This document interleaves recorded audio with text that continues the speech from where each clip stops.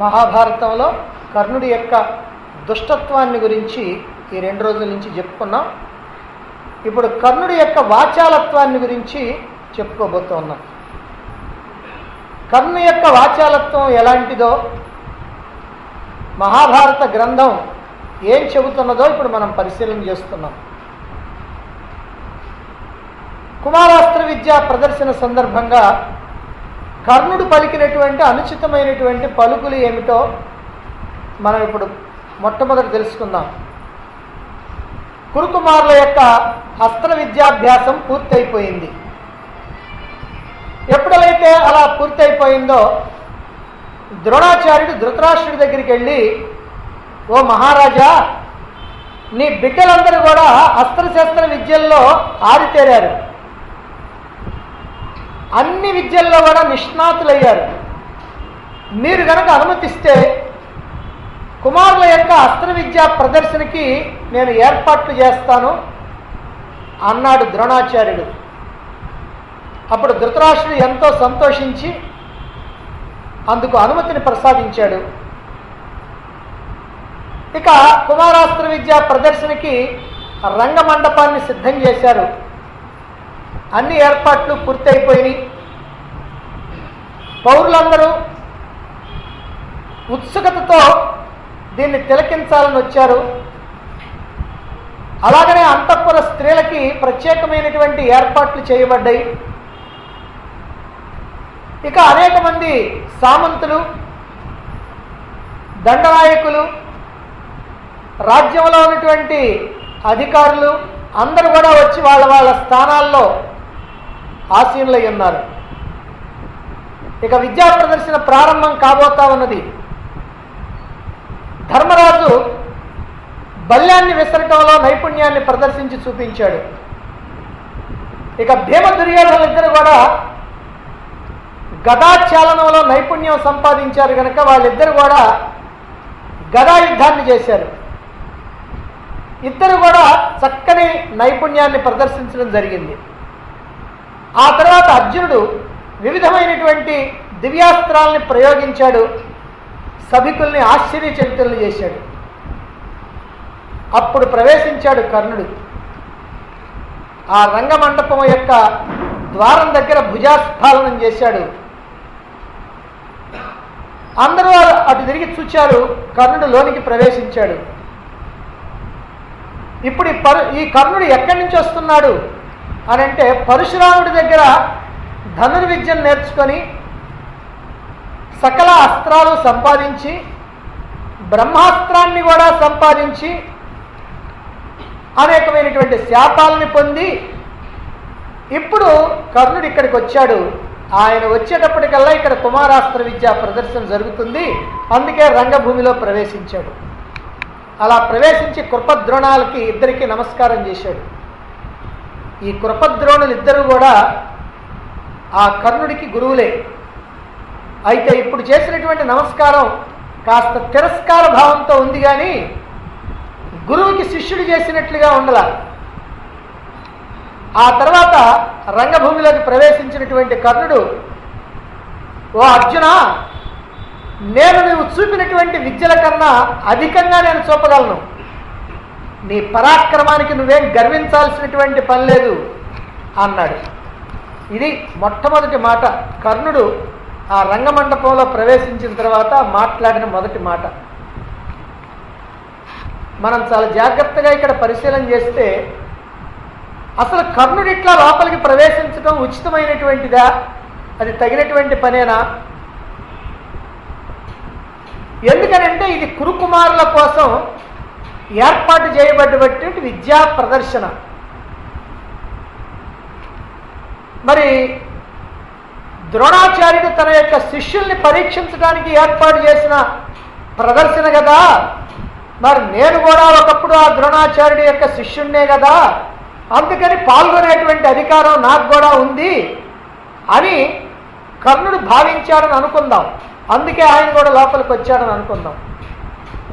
మరి అలాగైతే ద్రోణాచార్యుడి దగ్గర ఈ కర్ణుడు మాత్రమే కాదే, ద్రుపద పుత్రులైనటువంటి శిఖండి, దృష్టజుమ్నులు నేర్చుకున్నారు విద్యలు.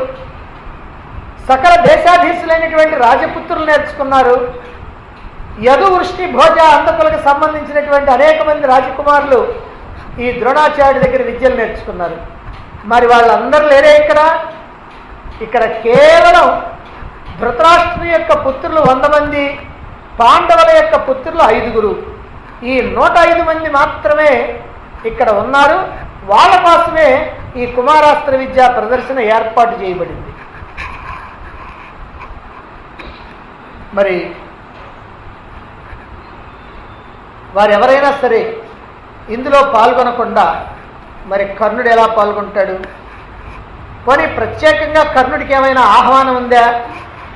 ఆహ్వానం ఏమి లేదే.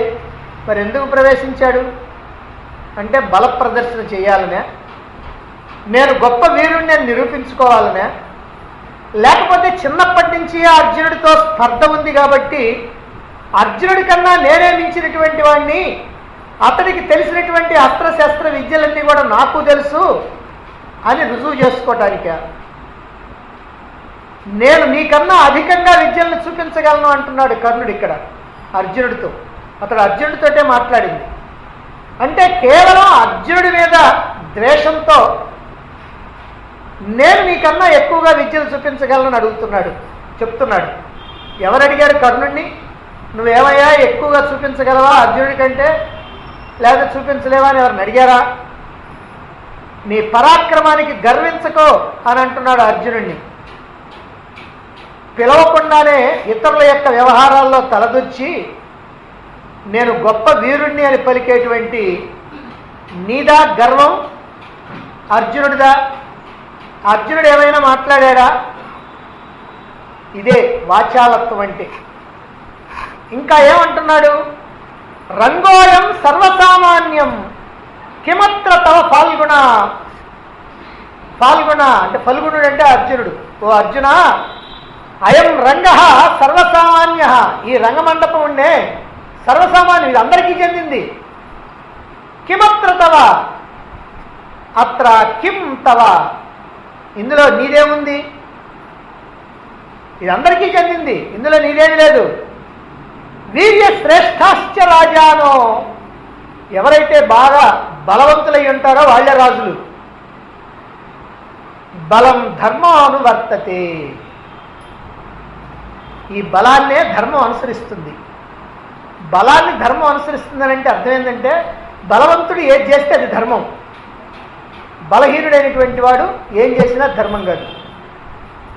ఇది కర్ణుడి యొక్క మాట. బలం ధర్మానువర్తతే. ఓ అర్జున, ఈ రంగమండపం అందరికీ చెందినటువంటిది, ఇందులో నీదేమీ లేదు. బలపరాక్రమాల్లో శ్రేష్ఠులైనటువంటి వాళ్ళు ఎవరో వాళ్ళే రాజులు. అంటే బలం ఉంటే రాజు. అంతేకాకుండా ధర్మం అనేటువంటిది ఎప్పుడు కూడా బలాన్ని అనుసరిస్తుంది అని అన్నాడు కర్ణుడు. రంగమండపం అందరిదట, ఇందులో అర్జునుడిది ఏమీ లేదట. బలపరాక్రమాలు ఉన్నటువంటి వాడే రాజట. ధర్మం బలాన్ని అనుసరిస్తుందట. అంటే ధర్మం అనేటువంటిది దానికి ఏం ప్రాధాన్యత లేదు, బలం ఉంటే చాలు, అది ధర్మే. ఇది కర్ణుడి యొక్క వాచాలత్వం, అసందర్భ ప్రలాపన. ఇంకా ఏమంటున్నాడు? మాటలతో కాక, అర్జునుడు అంటున్నాడు, మాటలతో కాకుండా బాణాలతో సమాధానం చెప్పు. ఈరోజు నేను నీ గురువు సమక్షంలోనే నీ తలను తిరగవేస్తాను అంటున్నాడు అర్జునుడితో. నీ గురువు సమక్షంలోనే నీ తలకాయ తెంచేస్తాను అన్నాడు. అంటే ఈ రంగభూమి ఎందుకు ఏర్పాటు చేయబడిందని అంటే తలలు తెగవేయటానికా? అసలు దాని ఉద్దేశం ఏమిటి? కురుకుమారులు విద్యలు నేర్చుకున్నారు, విద్యలన్నీ సంపూర్ణంగా నేర్చుకున్నారు కాబట్టి ఆ విద్యల్ని ఒక్కసారి ప్రదర్శించి చూపిద్దామని ద్రోణాచార్యుడు ధృతరాష్ట్రుడి యొక్క అనుమతి తీసుకొని ఏర్పాటు చేసింది ఇది.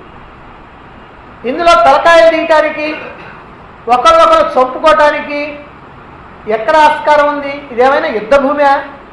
కాదు, ఇది రంగభూమి. అంటే నోటికి వచ్చినట్టు ప్రేలటం కర్ణుడికి చిన్నతనం నుంచే అలవాటైపోయింది. దీన్నే చిట్టు చివరి దాకా కొనసాగించాడు. ఏమి ఎక్కడ మినహాయింపు లేకుండా ఈ వాచాలత్వాన్ని, ఈ అసందర్భ ప్రలాపాలని, ఈ దుష్ట ప్రేలాపనల్ని ఇలాగే జీవితాంతం కొనసాగించాడు. ఇదే కర్ణుడి యొక్క వరుస. నోటికి వచ్చినట్టు ప్రేలటం. అయితే కర్ణుడు ఇలా నోటికి వచ్చినట్టు ప్రేలినందుకు ఇక్కడ ప్రతిఫలం దక్కింది.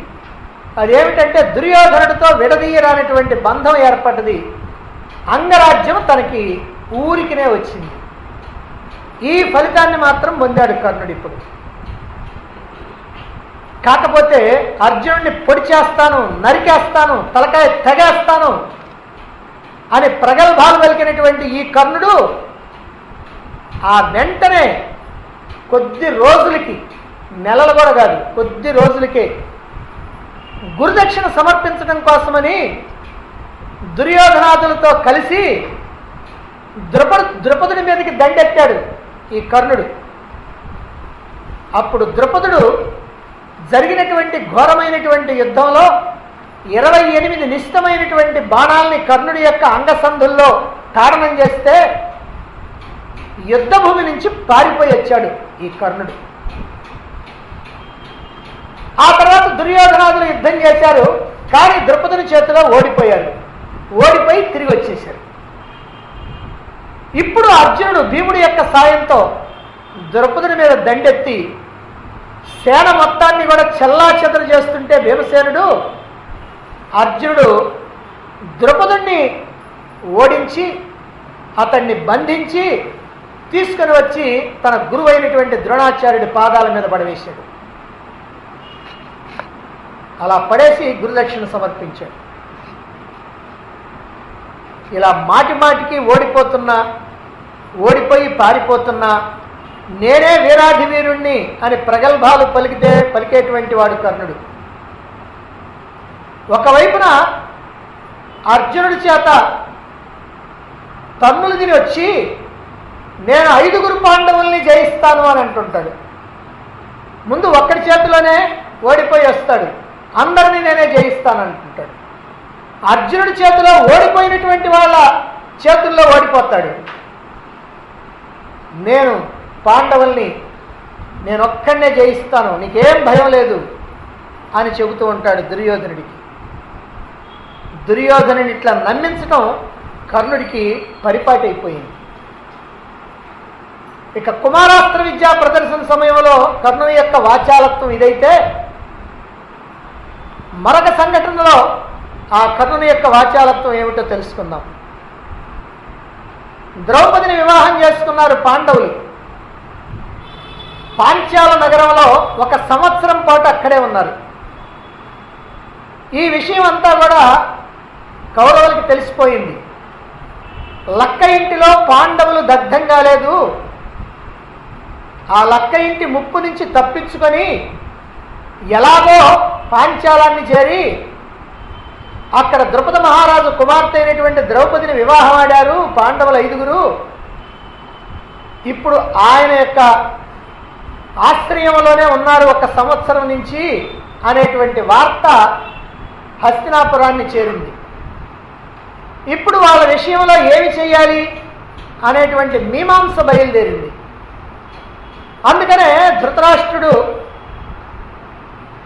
అందరినీ పిలిచి సలహాలు చెప్పమన్నాడు. సరే, ముందుగా భీష్ముడు చెబుతున్నాడు, ఓ మహారాజా, ఇప్పటికే నీ మీద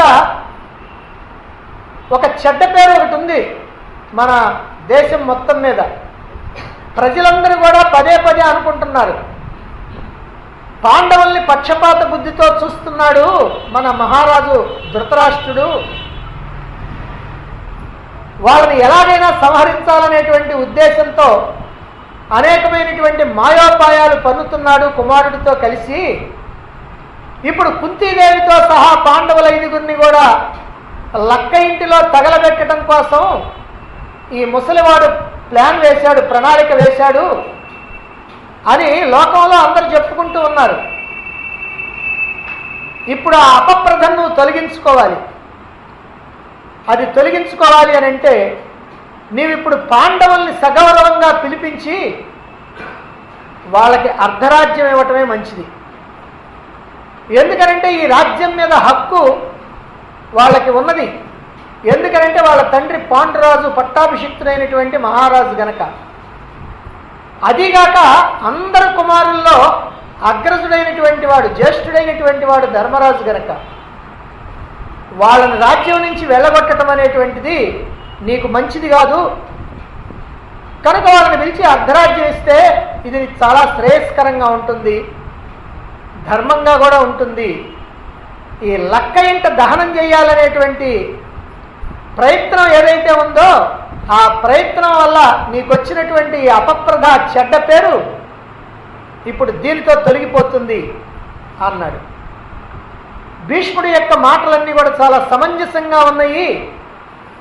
ఆయన చెప్పినట్లుగా చేయటమే ఇప్పుడు చక్కని తరుణోపాయం అని ద్రోణాచార్యుడు చెప్పాడు. పెద్దలందరూ కూడా అలాగనే ఇదే సరైన నిర్ణయం అని చెప్పారు. అప్పుడు కర్ణుడు అంటున్నాడు, ఎందుకంటే అందరినీ సలహాలు అడిగాడు కాబట్టి మరి ముఖ్యమైనటువంటి వాడు కర్ణుడు చెప్పాలి కనుక ఇప్పుడు చెబుతున్నాడు. ఓ మహారాజా, మీరు భీష్మ ద్రోణుల్ని ఎల్లప్పుడూ ధనంతో సన్మానాలతో గౌరవిస్తూ ఉన్నారు. వీరు మీ క్షేమాన్ని కోరేటువంటి వాళ్ళని, మీ ఆంతరంగికులని మీరు భావిస్తూ అన్ని సందర్భాల్లో అన్ని కార్యాల్లో వీళ్ళ యొక్క సలహాలను తీసుకుంటూ ఉన్నారు. వాళ్ళు మీ క్షేమాన్ని కోరేవారు కాదు. అలా కాకపోయినా సరే మీరు వాళ్ళని పెద్ద చేస్తూ ఉన్నారు. అలా పెద్ద చేసి మాట్లాడుతూ నాకు చాలా ఆశ్చర్యంగా ఉంది మహారాజా. దుష్టేన మనసాయోవై ప్రచ్ఛన్నేన అంతరాత్మన బ్రూయాన్ నిశ్రేయసం నామ కథం కుర్యాత్ సతాం మతం. దుష్టేన మనసాయోవై, మనస్సులో ఈ దుష్ట సంకల్పాలు దాచిపెట్టుకొని దోషయుక్తమైనటువంటి హృదయంతో సలహాలిస్తుండేటువంటి వేళని ఎలా విశ్వసిస్తావు? ఎవరిని? భీష్మద్రోణుల్ని. వీళ్ళు దుష్టులైనటువంటి వాళ్ళు, మీ క్షేమాన్ని కోరేవాళ్ళు కాదు. లోపల మనస్సులో అన్ని కూడా కుత్సితాలు పెట్టుకొని వాళ్ళు ఇచ్చేటువంటి సలహాలను కనుక నువ్వు పాటిస్తే నీకేం శ్రేయస్సు జరుగుతుంది? వీళ్ళ మాటలను ఎలా విశ్వసించాలి? వాళ్ళని నమ్మినటువంటి వాళ్ళకి ఎలా శుభం కలుగుతుంది? బ్రూయాన్ని శ్రేయసం నామ,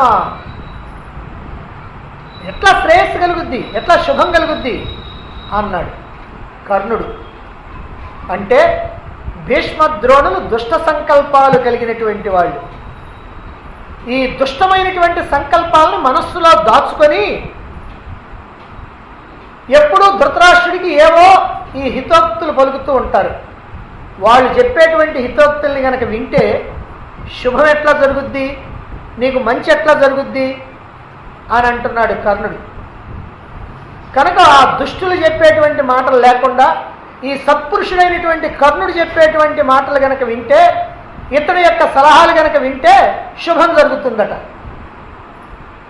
అందుకే దుర్యోధనుడు పూర్తిగా కర్ణుడి యొక్క సలహాలు మాత్రమే విని సర్వనాశనం అయిపోయాడు. ధృతరాష్ట్రుడు కూడా చాలా సందర్భాల్లో కర్ణుడి యొక్క సలహాలే విన్నాడు. అందుకనే అతడికి కూడా అలాంటి గతే పట్టింది. దీన్ని బట్టి మనకేమర్థం అవుతుందనంటే, కర్ణుడు భీష్మద్రోణులు లాంటి వాళ్ళని కూడా, అంటే ఆ కురుకులానికి సంబంధించినటువంటి వాళ్ళు, ఆ కులానికి పెద్దలైనటువంటి వాళ్ళు, అంతేకాకుండా అసలు ఈ కురువంశంలో రాజ్యాధికారం ఉన్నప్పటికీ కూడా వదులుకున్నటువంటి వాడైనటువంటి భీష్ముడిని దుష్టుడు అని పలకటం, తనకు విద్యలు నేర్పినటువంటి గురువుని ద్రోణాచార్యుని, కృపాచార్యుని దుష్టమైనటువంటి సంకల్పాలు ఉన్నటువంటి వాళ్ళు అనటం, ఇది కర్ణుడి యొక్క సంస్కారం.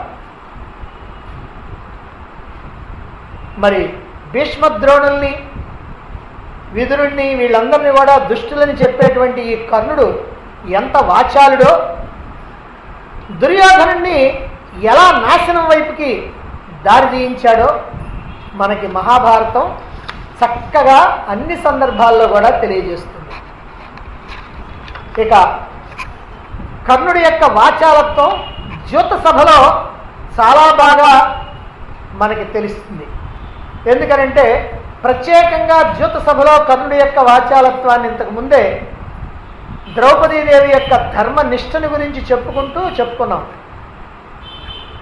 నేను ధర్మ విజితనా అధర్మ విజితనా, ధర్మ నిర్ణయం చెయ్యండి అని ద్రౌపది ద్యూత సభలో పెద్దలందరినీ ప్రశ్నిస్తే ఎవరు సమాధానం చెప్పకపోతే ధృతరాష్ట్రుని యొక్క పుత్రుడు దుర్యోధను యొక్క సోదరుల్లో ఒకడైనటువంటి వికర్ణుడు ధర్మ నిర్ణయాన్ని చేస్తూ ధర్మరాజు తనను తాను ఒడ్డుకొని ఓడిపోయిన తర్వాత తనంతటి తానుగా కాకుండా శకుని యొక్క ప్రేరణతో ద్రౌపదిని పందెం వేశాడు. కనుక ఈ ద్రౌపది పణం చెల్లదు, అందువల్ల ద్రౌపది అధర్మ విజిత అని చెప్పి అటువంటి ద్రౌపదిని రజస్వలని ఏకవస్త్రని సభకి తీసుకురావటం అధర్మం అన్నాడు ఈ దుర్యోధన సోదరుడు కర్ణుడు. అలా వికర్ణుడు అంటే దానికి సమాధానంగా ఈ కర్ణుడు అంటున్నాడు, ధర్మరాజు ఓటమిలో ద్రౌపది ఓటమి కూడా ఉంది. అంటే ధర్మరాజు ఓడిపోతే ద్రౌపది కూడా భార్య గనక ఓడిపోయినట్లే. మరి ఆ ద్రౌపదిని సభకు తీసుకురావటంలో ఏ తప్పు లేదు అని చెప్పడానికి ఇంకేమంటున్నాడో చూడండి. స్త్రీకి దైవం నిర్ణయించినటువంటి భర్త ఒక్కడుండాలి, అది ఈయన రూల్ అట. మరి ఈమెకేమో 5 భర్తలు ఉన్నారు, అందుకని ఈమె బంధకి అంటే వేశ్య. కనుక ఇటువంటి ఆమెని ఏకవస్త్ర కాదు వివస్త్రం చేసినా తప్పు లేదు, సభకి ఈడ్పించినా తప్పు లేదు అని అన్నాడు కర్ణుడు. పాండవులు శకుని చేత ధర్మబద్ధంగా గెలుచుకోబడ్డారు. ద్రౌపది పాండవుల యొక్క సొత్తు కనుక ఆమె కూడా ధర్మంగా జయించబడినట్టే. ఇది కర్ణుడి యొక్క వాచాలత్వం. వాచాలత్వం కాదు, చాలా అసభ్యంగా మాట్లాడటం కూడా ఉంది ఇక్కడ. ఒక హీనుడిలాగా, ఒక త్రాగుబోతులాగా మాట్లాడటం. పాండవులు శకుని చేత ధర్మబద్ధంగా జయించబడ్డారట. ఇది మాయాజోగమని, నేను కపటం చేసి పాండవుల యొక్క సంపద నీకు హరించి ఇస్తానని ఈ కర్ణుడి ఎదురుగానే దుర్యోధనుడితో చెప్పాడు శకుని. ఆ శకునే ఇది మాయాజోగం అని అంటుంటే, ఇది కపట జోగం అంటుంటే, నేను మోసం చేసి వాళ్ళ సంపదలు హరించేస్తానంటుంటే ఈ కర్ణుడు ఏమంటున్నా అంటే ధర్మబద్ధంగా జయించబడ్డారు పాండవులు అని అంటున్నాడు. ఇది ఒకటి. ఇక రెండవది, ధర్మరాజు ఓటమిలో ద్రౌపది ఓటం ఉన్నదట. అంటే ధర్మరాజు ఓడిపోతే ద్రౌపది కూడా ఓడిపోయినట్టే. మరి ధర్మరాజు ఓడిపోతే ద్రౌపది ఓడిపోయినట్లయితే శకుని ఏమన్నాడు, ఓ ధర్మనందన, నీకు ఇంకా ఓటుపడినటువంటి ధనం ఉంది, నీ దగ్గర ఇంకా ధనం ఉన్నప్పుడు నిన్ను ఒడ్డుకొని ఓడిపోకూడదు, అది తప్పు. నీకు ఇంకా ఓడిపోయినటువంటి ధనం ఉంది, అది ద్రౌపది. ఇప్పుడు ఆమెను పణంగా పెట్టు, ఆమె ద్వారా మీకు వచ్చినటువంటి దాస్యాన్ని తొలగించుకో అని అన్నాడు కదా శకుని. ఎందుకన్నాడు? సరే, శకుని అలా అంటుంటే నువ్వు బాగా ధర్మం తెలిసినటువంటి వాడివే, ఈ జోత నియమాలన్నీ కూడా చక్కగా తెలుసు కదా, జోదం అంటే నీకు కూడా నీళ్ళ చల్లాటమే. మరి అలాంటి వాడివి ఈ జోదాన్ని గురించి ఇన్ని ధర్మపన్నాలు మాట్లాడుతున్నటువంటి వాడివి, ఓ శకుని, ఇప్పటికే ఓడిపోయినటువంటి ద్రౌపదిని ఓడలేనంటావేంటి? ఆమెను మళ్ళీ ప్రత్యేకంగా పందెం పెట్టమంటావేమిటి? ఇప్పటికే ఆమె ఓడిపోయింది, ద్రౌపది ధర్మరాజు ఓటమిలో ద్రౌపది ఓటమి కూడా ఉంది, కాబట్టి ఆమెను ప్రత్యేకంగా నువ్వు పణం పెట్టించేటువంటి అవసరం లేదు. పిచ్చివాడా, ఎందుకయ్యా ఇంకా అనవసరంగా మళ్ళీ ద్రౌపదిని పణం పెట్టిస్తున్నావు అని అడ్డుకోలేదే. అక్కడే ఉన్నాడు కదా, సభలో కావాల్సినంత రగడ చేస్తూ నోటికొచ్చినట్టు మాట్లాడుతూ దుర్మార్గంగా నీచంగా మాట్లాడుతూ అక్కడే ఉన్నాడు కదా, మరి ఎందుకని అడ్డుకోలా?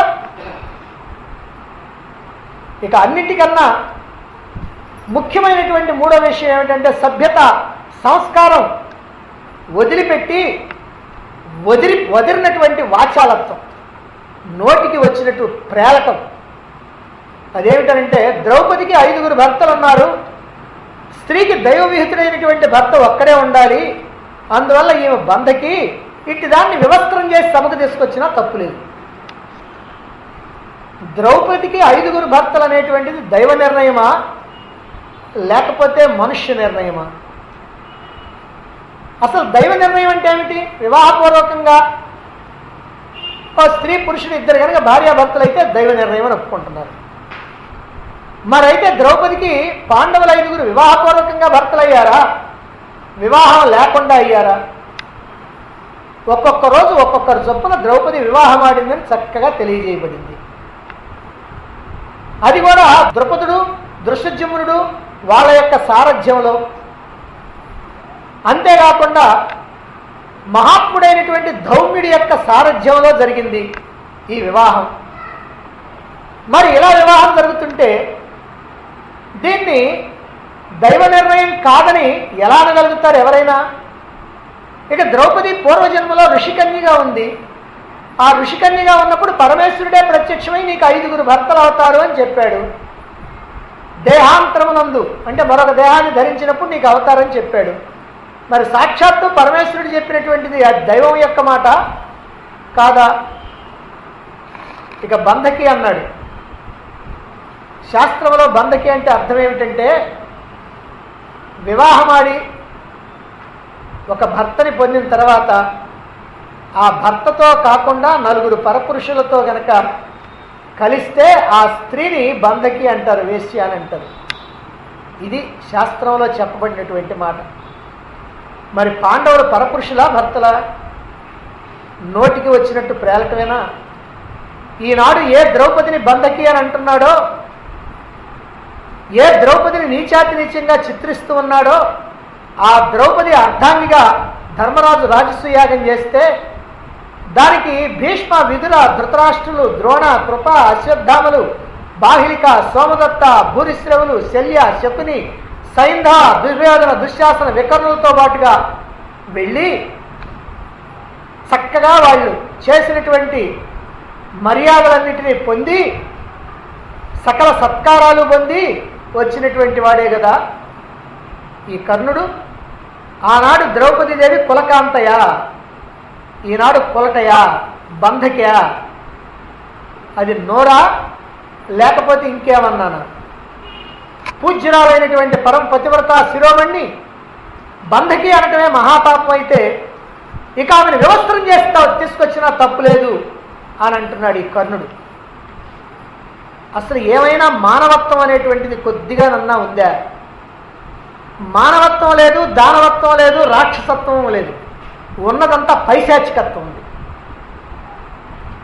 ఎందుకనంటే సభ్య సమాజం తలదించుకునే విధంగా ఆనాడే ఇలా మాట్లాడాడు కర్ణుడు అని అంటే ఇది పైశాచికత్వం. అసలు ఎంతటి పాపాత్మురాలైనా దుర్మార్గురాలైనా ఆమెను 10 మందిలోకి తీసుకొచ్చి వివస్త్రణ చేయాలి అనేటువంటి వాడు మనిషేనా? ఆ కాలంలో కాదు, ఈ కాలంలోనైనా సరే వాడిని ఎవరైనా మనిషిగా గౌరవిస్తారా? ఏ హాని చేయనటువంటి ఒక పతివ్రతామ తల్లిని, కురువంశపు కోడల్ని, ఒక సామ్రాజ్య పట్టమహిషిని ఆ కురువంశపు పెద్దలందరి ఎదుట వివస్త్రణ చేయాలంటాడా? చెయ్యమని దుశ్శాసనుడిని ఆదేశిస్తాడా? అసలు ఒక త్రాగుబోతైనా ఇలా మాట్లాడతాడా? త్రాగి రామాయణంలో త్రాగి వాగినటువంటి చాకలి ఒకడున్నాడు. మళ్ళీ భారత కాలంలో తాగకుండానే అంతకన్నా ఎక్కువగా వాగినటువంటి ఘోరాతి ఘోరంగా వాగినటువంటి వాచాలుడు ఇదిగో ఈ కర్ణుడు ఉన్నందుకు సభ్యత కలిగినటువంటి వాళ్ళు తలలు వంచుకోవాల్సినటువంటి పరిస్థితి. ఇది కర్ణుడి యొక్క వాచాలతకి పరాకాష్ట. ఇక ఆ తర్వాత వస్త్రాపహరణం అనేటువంటి పరమ నీచమైనటువంటి హేయమైనటువంటి పైశాచిక కృత్యానికి తెర తీసినటువంటి కర్ణుడు ద్రౌపదీదేవి యొక్క పాతివ్రత్య మహిమతో అనంత వస్త్రావిర్భావం జరిగింది. అనేకమైనటువంటి వస్త్రాలు ఆమె శరీరం నుంచి అలా వస్తూ ఉన్నాయి. దుశ్శాసనుడు లాగి లాగి లాగి అలసి సలసి పడిపోయాడు. ఇదంతా గమనిస్తున్నటువంటి సభాసదులందరూ కూడా ఆశ్చర్యానందాల్లో మునిగిపోతే అప్పుడు ఈ కర్ణుడు ఏమంటున్నాడు, ద్రౌపది నీకు 5 భర్తలున్నా ఏం ప్రయోజనం, జూదంలో ఆలిని వడ్డి ఓడిపోయినటువంటి ఆడవాణ్ణి భర్తగా ఎంచుకో అని అంటూ దుర్యోధనుడి వైపుకు చూచి కనుసైగ చేశాడు. అప్పుడు దుర్యోధనుడు తొడపై ఉన్నటువంటి వస్త్రాన్ని తొలగించి ద్రౌపదిని తొడపైన కూర్చోమని సైగ చేశాడు. ఇంతలా రెచ్చిపోయి కర్ణుడు వాగినటువంటి వాగుడు వల్ల మహాభారత యుద్ధం జరిగింది, సర్వనాశనం జరిగింది అనేటువంటిది నిర్వివాదం. ఇంకా సభలో కర్ణుడు ద్రౌపదిని ఏమన్నాడు, ఎంతటి వాచాలుడో చూడాలంటే, ఓ ద్రౌపది నీవు ఇప్పుడు కౌరవ దాసివి, దాసీజనులతో కలిసి ఉండు, దుర్యోధనుని భార్యకి పాద సంవాహనం చేయి, అంటే కాళ్ళొత్తు, అంటే ఎలా అవమానిస్తే వాళ్ళు తల ఎత్తుకొని తిరగటానికి వీలు లేకుండా ఉంటారో అలాంటి మాటలు మాట్లాడుతూ ఉన్నాడు. ఆ గుండెల్లో శూలాలు పెట్టి పొడిచినట్టుగా ఉండేటువంటి మాట. దాసీలతో కలిసి ఉండు, దుర్యోధన భార్యలకి నువ్వు కాస్త కాళ్ళెత్తుతూ ఉండు అని ఎకసక్యాలాడాడు. ద్యోత సభలో ఇలా రెచ్చిపోయి కులకాంతపై తన యొక్క వాచాలత్వాన్ని ప్రదర్శించాడు. వీరాధివీరుడని, దానవీర శూర కర్ణుడని అభిమానులచే ప్రశంసించబడేటువంటి ఈ వాచాలుడైనటువంటి కర్ణుడు ఇలా నోటికి వచ్చినట్లు మాట్లాడి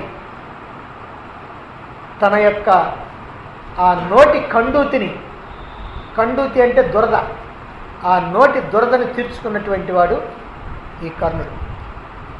ఇక ఘోషయాత్రకని వెళ్ళి తిరిగి వచ్చేటప్పుడు ప్రాయోపవేశానికి కూర్చున్నటువంటి దుర్యోధనుడితో కర్ణుడు ఏం మాట్లాడాడో మనం ఒక్కసారి కనుక జాగ్రత్తగా పరిశీలన చేస్తే ఈ కర్ణుడి యొక్క దుష్ట బుద్ధి ఏమిటో తెలుస్తుంది. అంతేకాకుండా దుష్టుల్లో కూడా ఎంత గొప్ప దుష్టుడో మనకు అర్థమవుతుంది. అరణ్యాల్లో ఉన్నటువంటి పాండవుల్ని దుఃఖాల పాలు చేయాలి అనేటువంటి దురాలోచనతో ఘోషయాత్ర పేరుతో ద్వైతవనం వెళ్ళినటువంటి దుష్ట చతుష్టయం గంధర్వులతో యుద్ధం తటస్థించగా తీవ్రమైనటువంటి యుద్ధం చేశారు. ఈ కౌరవులు కర్ణుడితో సహా అందరూ కూడా తీవ్ర యుద్ధం చేశారు. ఆ యుద్ధంలో గంధర్వుల యొక్క ధాటికి నిలవలేక కర్ణుడు ఒక్కసారి గంధర్వులందరూ చుట్టుముట్టి గుర్రాలను చంపి, సారథిని చంపి, రథాన్ని భగ్నం చేసి, ధ్వజాన్ని పతనం చేసి, అతడి దగ్గర ఉన్నటువంటి ఆయుధాలన్నింటినీ కూడా ధ్వంసం చేస్తే చేసేది లేక, ఏమీ చెయ్యలేక తత్తర పడిపోయి వికర్ణుడి యొక్క రథం ఎక్కి పారిపోయాడు కర్ణుడు. కర్ణుడు అలా పారిపోతే దుర్యోధనుడు సోదర సహితుడై గంధర్వుల్ని ఎదిరించి పోరాడాడు. కానీ గంధర్వులు విజయం సాధించారు. సోదరులు, భార్యలు అందరితో కలిపి దుర్యోధనుడిని కాస్త బంధించి ఆకాశ మార్గాన్ని తీసుకొని వెళుతూ ఉన్నారు. ఇది తెలిసినటువంటి ధర్మరాజు భీమార్జునులు పంపించాడు. ఆ వచ్చినటువంటి భీమార్జునులు గంధర్వుల్ని జయించి ఆకాశంలో అలా వెళుతూ ఉన్నటువంటి గంధర్వులు ఎటు వెళ్ళటానికి వీలు లేకుండా చక్రబంధంలో ఇరికించి వాళ్ళని ధర్మరాజు దగ్గరికి తీసుకొని వస్తే ఆ దుర్యోధనాదుల్ని బంధ విముక్తుల్ని చేసి ధర్మరాజు మంచి మాటలు చెప్పి పంపించాడు.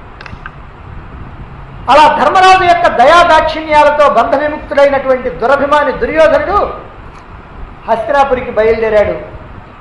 మార్గమధ్యంలో ఒకనొక ప్రదేశంలో సేనల్ని ఆపి ఖిన్నుడై కూర్చున్నప్పుడు ఈ రణరంగం నుంచి పారిపోయి ఎంతో దూరం పోయినటువంటి కర్ణుడు మళ్ళీ ఏం జరిగిందో తెలుసుకుందామని వెనక్కి వస్తూ ఉన్నాడు అదే దారిలో. అలా వస్తూ వస్తూ ఉంటే అక్కడ దుర్యోధనుడు సేనలతో కనిపించాడు. ఇప్పుడు దుర్యోధనుడితోటి అంటున్నాడు, ఓ దుర్యోధన, కామరూపులైనటువంటి ఆ గంధర్వుల్ని జయించి ఇలా జీవించి ఉండటం, మనం మళ్ళీ కలుసుకోవటం నాకు చాలా ఆనందంగా ఉంది. నేను క్షతగాత్రుడినై రణరంగం నుంచి పారిపోవాల్సి వచ్చింది. కానీ నీవు ధైర్యంగా యుద్ధం చేసి ఆ గంధర్వుల్ని ఓడించి వచ్చావంటే నాకు చాలా ఆనందంగా ఉంది అన్నాడు. అంటే యుద్ధం ఎలా జరిగిందో, అసలు ఎవరు గెలిచారో, ఏమి జరిగిందో తెలుసుకోకుండానే తెలుసుకోవడానికి వీలు లేనంత దూరం వెళ్ళిపోయాడు కర్ణుడు. వెనక్కి తిరిగి చూడకుండా పారిపోయాడు. కర్ణుని మాటలు విన్నటువంటి దుర్యోధనుడు తలకాయ ఉంచుకొని, ఎందుకనంటే విజయం సాధించి వచ్చామని ఆయన ప్రశంసిస్తున్నాడు. బందీ అయిపోయి ధర్మరాజు చేత విడిపించబడి అవమానం పాలై వచ్చినటువంటి వాడేమో పాపం ఈయన. అందుకని తల ఉంచుకొని మెల్లిగా అంటున్నాడు, ఓ రాధేయ, జరిగింది ఏమిటో తెలియక మాట్లాడుతున్నటువంటి నీ మాటలు నేను తప్పు పట్టడం లేదు. ఈ ఉపద్రవం నుంచి మా అందరినీ కాపాడినటువంటి వాళ్ళు పాండవులు. ఆ గంధర్వులు మమ్మల్ని జయించి బంధించి తీసుకొని వెళుతూ ఉంటే అదిగో ఆ భీమార్జునుల్ని పంపించి ధర్మరాజు మమ్మల్ని రక్షించాడు. అంతేకాదు, మనం ఏ సంకల్పంతో ఇక్కడికి వచ్చామో అదంతా పోసగుచ్చినట్లుగా ఆ గంధర్వులు ఆ పాండవులకి చెప్పారు నా ఎదురుగానే. దాంతో నేను తల పైకెత్తుకోలేకపోయాను. పాండవుల్ని అవమానించాలనేటువంటి ఉద్దేశంతో ఘోషయాత్ర నెపంతో బయలుదేరారని ఆ గంధర్వులు ధర్మరాజుతో చెప్తూ ఉంటే నేను తల ఎత్తలేకపోయాను. నేను స్త్రీల సమక్షంలో బంధించబడి దీనున్నై ధర్మరాజు దగ్గరికి తీసుకుపోబడ్డాను. ఇంతకంటే ఘోర దుఃఖం ఇంకేముంటుంది? ఏ పాండవులు నా చేత రాజ్యభ్రష్టులయ్యారో, ఏ పాండవులకు నేను నిత్య శత్రువునో ఆ పాండవుల చేత నేను బంధ విముక్తుడయ్యానయ్యా. ఏ పాండవుల యొక్క ప్రాణాలు తీయాలనుకున్నానో ఆ పాండవులు నాకు ప్రాణదానం చేశారు ఈ రోజున. రాధేయ, ఆ గంధర్వులు నన్ను వధించినా చాలా బాగుండేది, ఇలా బ్రతకటం వ్యర్థం. ఓ రాధేయ, నీతి తప్పినటువంటి వాళ్ళు సంపదలని, విద్యని, ప్రాభవాన్ని పొంది కూడా చిరకాలం పొందవలసినటువంటి శుభాన్ని పొందలేరు. దానికి మదోన్మత్తుడైనటువంటి నేనే నిదర్శనం. చేయరానటువంటి దుష్కార్యాలు చేసి అనేకమైనటువంటి పాపాలకి ఒడిగట్టి స్వయం కృతాపరాధంగా ఈ దురదృష్టకరమైనటువంటి దురవస్థను తెచ్చుకున్నా నేను. కాబట్టి నేను బ్రతకను. అంటే ఇక్కడ దుర్యోధనుడు చెప్తున్నాడు, నేను అనేకమైనటువంటి పాపాలు అన్యాయాలు చేశాను, అందుకనే ఎన్ని సంపదలు ఉన్నా నాకేం ప్రయోజనం లేకుండా పోతుంది. కాబట్టి నేను ఇక బ్రతకను, అందుకనే ప్రయోపవేశం చేస్తున్నాను, దుశ్శాసనుణ్ణి రాజ్యాధికారిగా చేస్తాను అని ప్రయోపవేశానికి కూర్చున్నాడు దుర్యోధనుడు. అప్పుడు కర్ణుడు దుర్యోధనుడితో అంటున్నాడు, అంటే ప్రయోపవేశానికి కూర్చోకుండా అతన్ని మరలించడం కోసం అని చెప్పి కర్ణుడు అంటున్నాడు, దుర్యోధన, దుఃఖిస్తూ ఉంటే దుఃఖం పెరిగిపోతుందే కానీ తగ్గదు. దుఃఖాన్ని ధైర్యంగా ఎదుర్కోవాలి. మన దుఃఖం శత్రువులకు సంతోషదాయకం అనేటువంటి విషయం మర్చిపోవద్దు. ఎందుకంటే నీకు తెలుసు కదా, అవతల వాళ్ళు దుఃఖపడుతుంటే మనం సంతోషించాలని. కాబట్టి మనం దుఃఖపడతా ఉంటే శత్రువులు సంతోషిస్తారు. కాబట్టి ఆ విషయాన్ని మర్చిపోవద్దు. కర్తవ్యం హి కృతం రాజన్ పాండవైస్తత్ర మోక్షణం నిత్యమేవ ప్రియం కార్యం రాజ్యో విషయవాసిభి పాల్యమానాస్త్వయా తేహి నివసంతి గతజ్వరాః నార్హస్యేవంగతే మన్యం కర్తుం ప్రాకృతవద్యద. కర్ణుడు చక్కగా దుర్యోధనుడితో హితబోధ చేస్తూ ఉన్నాడు. ఏమంటే, ఓ రాజా, పాండవులు నిన్ను గంధర్వుల చెర నుంచి విడిపించి వాళ్ళ యొక్క కర్తవ్యాన్ని వాళ్ళు నిర్వర్తించారు, వాళ్ళ యొక్క విధిని వాళ్ళు నిర్వర్తించారు. అందులో ఏం గొప్పలేదు. రాజు యొక్క రాజ్యంలో నివసించేటువంటి వాళ్ళు ఎల్లప్పుడూ కూడా ఆ రాజుకు సంతోషం కలిగిస్తూ ఉండాలి. నీవు రాజువి, పాండవులు నీ దాసులు. కాబట్టి దాసులైనటువంటి వాళ్ళు ఆ రాజుకి మేలు చేయటానికి ఎప్పుడు కూడా సిద్ధంగా ఉండాలి. కాబట్టి నిన్ను రక్షించడం అనేటువంటిది వాళ్ళ యొక్క విధి. నీ చేత రక్షించబడుతూ వాళ్ళు ఈ అరణ్యాల్లో నిశ్చింతగా నివసిస్తూ ఉన్నారు. నీ చేత రక్షించబడుతూ అరణ్యాల్లో పాండవులు నిశ్చింతగా ఏ చింతలు లేకుండా ఇలా నివసిస్తూ ఉన్నారు. ఈ స్థితిలో నీవు అల్పమానవుడిలాగా ఎందుకయ్యా విచారిస్తావు? పాండవులు నిన్ను రక్షించడంలో ఏమి చిత్రమేమీ లేదు. ఎందుకంటావా? నా చైతత్ సాధు యద్రాజన్ పాండవాస్వాం నృపోత్తమం ససేనయా సంప్రదాయాంతం నాను యాంతి స్మ పృష్ఠతః. ఓ రాజా, ఓ శ్రేష్ఠుడైనటువంటి మహారాజా, నీలాంటి మహారాజు సేనలతో వనంలో సంచరిస్తూ ఉంటే, ఇలాంటి సందర్భంలో ఇక్కడ నివసిస్తున్నటువంటి పాండవులు నిన్ను అనుసరించి రాకపోవటం వాళ్ళ తప్పు.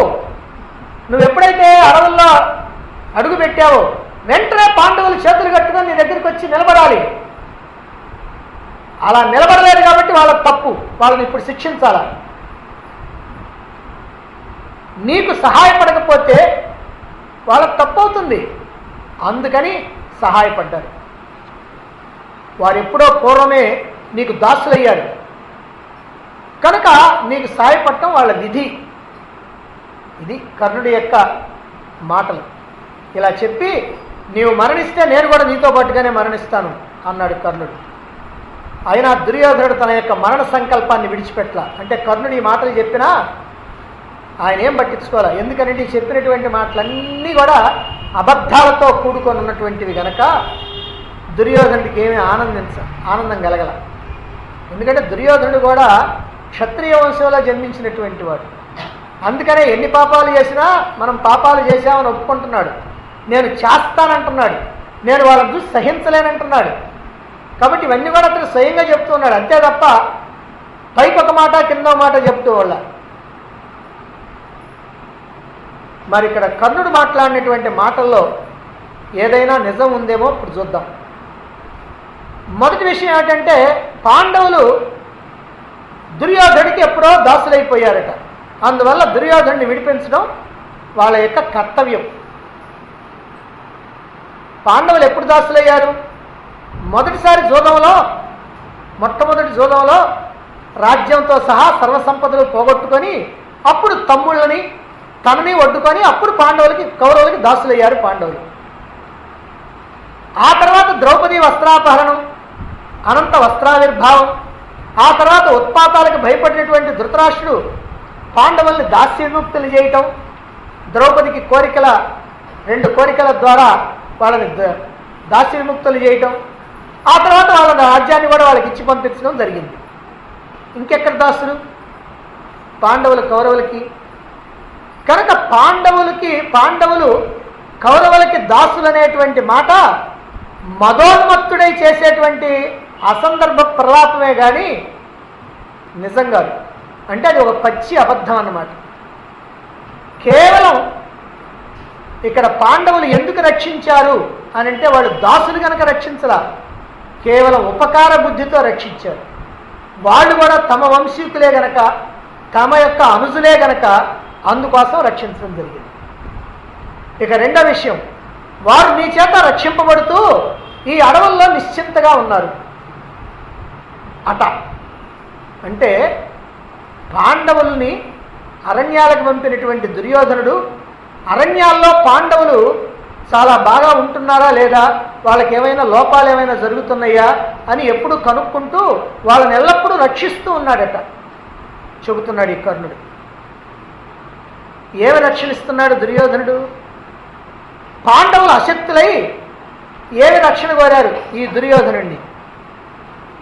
అసలు రక్షణ ఇవ్వటం మాట పక్కన పెట్టేసి వాళ్ళ మానాన వాళ్ళని బ్రతకనిస్తున్నారా? వాళ్ళని అవమానపరచాలని ఇప్పుడు ఘోషయాత్ర నెపంతో వచ్చారు. ఇంతకుముందు వాళ్ళని వధించాలని చెప్పి ప్రయాణమై నగరం దాటి వచ్చారు. కాకపోతే వ్యాసుడి యొక్క మాటతో వెనక్కిపోయారు. కాబట్టి దుర్యోధనుడు పాండవులకి రక్షకుడు కాదు, వీలైతే భక్షకుడు. వాళ్ళని ఎలా అయినా సంహరించాలి, అవమానించాలి అని అనుకున్నటువంటి వాడే కానీ పాండవులను రక్షించేటువంటి వాడు కాదు. అయినా సరే ఎవరేమనుకుంటే నాకే, నా ఇష్టం వచ్చినట్టు మాట్లాడుతానని త్రాడుబారి కూర్చున్నటువంటి వాడు కర్ణుడు. ఇక మూడో విషయం ఏమిటంటే, మహారాజు అయినటువంటి నీవు సేనలతో ఇక్కడికి వచ్చినప్పుడు పాండవులు నీ దాసులు గనక నిన్ను అనుసరిస్తూ నీ వెనక రాకపోవటం వాళ్ళ తప్పు. నీకు సహాయం చేయకపోతే తప్పు. సహాయం చేశారంటే వాళ్ళ విధిని వాళ్ళు పాటించారు, చేయకపోతే మాత్రం వాళ్ళు తప్పు. మొగుణ్ణి కొట్టి మొగసాలకు ఎక్కటం అని అంటారు. అదో ఇదే. పాండవుల్ని పరాభవించాలని వచ్చినటువంటి దుర్యోధనాదుల్ని పాండవులు వెనక ఉండి అనుసరిస్తూ ఉండాలట, ఆ కౌరవుల్ని రక్షిస్తూ ఉండాలట.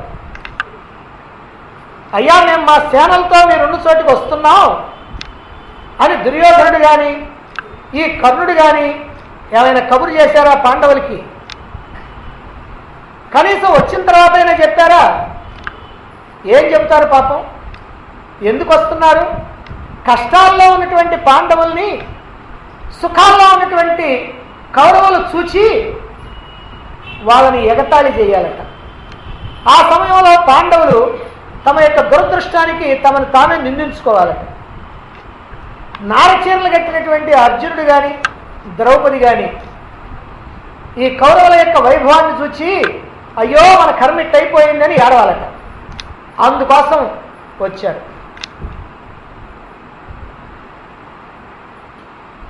కష్టాల్లో ఉన్నటువంటి మిమ్మల్ని సుఖాల్లో ఉన్నటువంటి మేము మా వైభవాన్ని చూపి అవమానించడం కోసం వచ్చాం, కాబట్టి మీరందరూ కూడా మా వెనకాల రండి అని కబురు చేయొద్దు.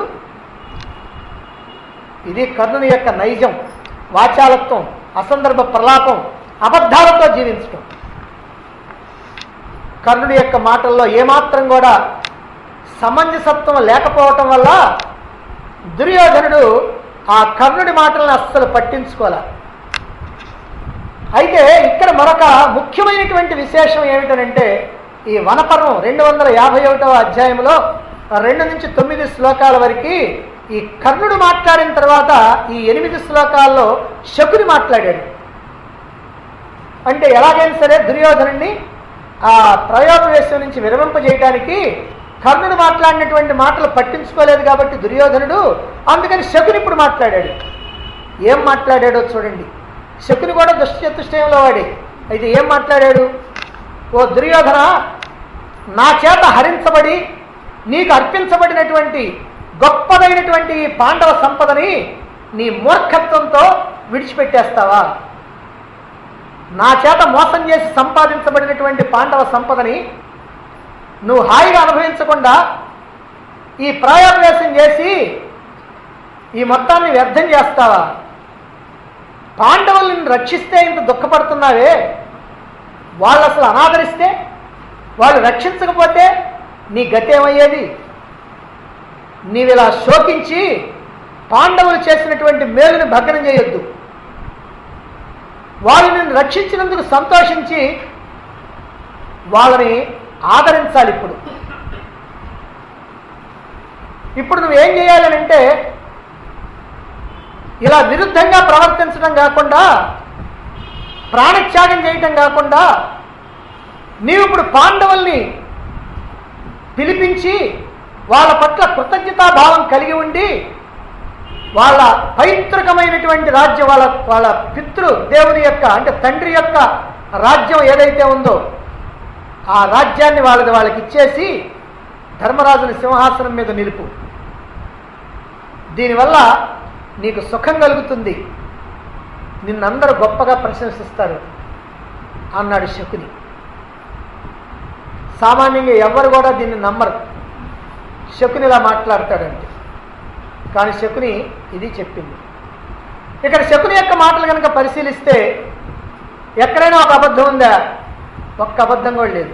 ఎందుకని ముందే చెప్పాడు, నా చేత హరించబడి నీకు అర్పించబడినటువంటి పాండవ రాజ్యం, పాండవుల సంపదను నేను హరించి నీకు ఇచ్చాను అని అంగీకరిస్తున్నాడు. పాండవులు చేసినటువంటి సహాయానికి ప్రతిగా నువ్వు మళ్ళీ వాళ్ళ యొక్క రాజ్యాన్ని వాళ్ళకిచ్చి కృతజ్ఞత చూపించు అన్నాడు. పాండవులు నిన్ను రక్షించినందుకు నువ్వు దుఃఖిస్తున్నావు, వాళ్ళు కనుక రక్షించకపోతే నాకెందుకు లేని వాళ్ళు కనుక వదిలిపెడితే మన గతి ఏమయ్యేది ఆలోచించు అని అంటున్నాడు. దీన్ని బట్టి దుష్ట చతుష్టయంలో శకుని కన్నా దుష్టుడు, వాచాలుడు, ధర్మదూరుడు కర్ణుడని అర్థమవుతాడు. శకుని కపటే, మోసగాడే, అయినప్పటికీ కూడా ధర్మంగా క్షత్రియోచితంగా మాట్లాడాడు. ఇక ఘోషయాత్ర పరాభవంపై భీష్ముడి యొక్క మాట మీద కర్ణుడు ఏమన్నాడో ఇక్కడ మనం తెలుసుకోవడానికి మరొక సంఘటన ఉంది. ఇప్పుడు ఘోరమైనటువంటి అవమానంతో తిరిగి వచ్చారు కౌరవులు, అక్కడ పాండవుల చేత విడిపించబడి. అలా తిరిగి వచ్చినటువంటి దుర్యోధనుడితో భీష్ముడు అంటున్నాడు నవ్వుతూ, దుర్యోధన, వద్దని చెప్పినా వినకుండా వెళ్ళావు, గంధర్వుల చేతిలో బందీవై పాండవుల చేత విడిపించబడ్డావు. గంధర్వుల చేత యుద్ధంలో కర్ణుడు నిన్ను వదిలిపెట్టి ప్రాణభయంతో పారిపోయాడు కదూ. కర్ణుని యొక్క పరాక్రమం ఏమిటో, భీమార్జునుల యొక్క పరాక్రమం ఏమిటో తెలిసింది కదా. కనుక పాండవులతో సంధి చేసుకోవటం నీకు క్షేమకరం అన్నాడు. ఈ మాటలకి దుర్యోధనుడు నవ్వి అక్కడి నుంచి లేచి వెళ్ళిపోయాడు. అతని వెంట కర్ణ దుశ్శాసనులు కూడా వెళ్ళిపోయారు. వాళ్ళందరూ వెళ్ళిపోయేటప్పుడు ఈ భీష్ముడు కూడా అక్కడి నుంచి వెళ్ళిపోయాడు. భీష్ముడు వెళ్ళిపోవడంతో మళ్ళీ దుష్టులు నలుగురు కూడా ఇక్కడికి చేరారు. వచ్చి కర్తవ్యాన్ని గురించి ఆలోచిస్తూ ఉంటే కర్ణుడు ఇలా అంటున్నాడు, దుర్యోధన, మనల్ని నిందించడం, పాండవుల్ని ప్రశంసించడం ఈ భీష్ముడికి అలవాటే. నీవు గనక నాకు అనుజ్ఞ ఇస్తే నలుగురు పాండవులు చేసినటువంటి దిగ్విజయ యాత్ర ఏదైతే ఉందో దాన్ని నేను ఒక్కడే చేస్తా. నం పశ్యతు సుదుర్బుద్ధి భీష్మ కురుకులాధమ. మళ్ళీ ఇంకోసారి, సంపశ్యతు సుదుర్బుద్ధి భీష్మ కురుకులాధమ. ఈ కురుకులాధముడైనటువంటి భీష్ముడు, దుర్బుద్ధి అయినటువంటి భీష్ముడు నా ఈ పరాక్రమాన్ని తన కళ్ళతో చూడాలి అన్నాడు కర్ణుడు. భీష్ముడు కురుకులాధముడంట, దుష్టుడంట, దుర్బుద్ధి. ఈయన కురుకుల శ్రేష్ఠుడు కర్ణుడు. అంటే భీష్ముడు దుర్బుద్ధి, కురుకులాధముడు. ఈ కర్ణుడు మరి కురుకుల శ్రేష్ఠుడేమో అది అతనికి తెలియాలి. ఇలాంటి వాచాలుడు మహాభారతంలో మనకి ఇంకోడెవడు కనిపించడు.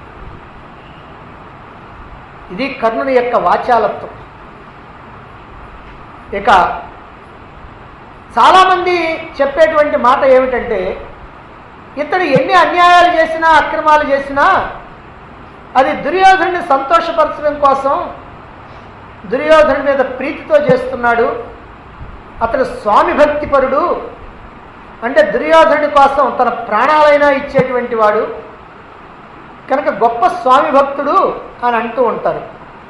మరైతే అతడి యొక్క స్వామి భక్తి ఏమిటో మనం రేపు చూద్దాం.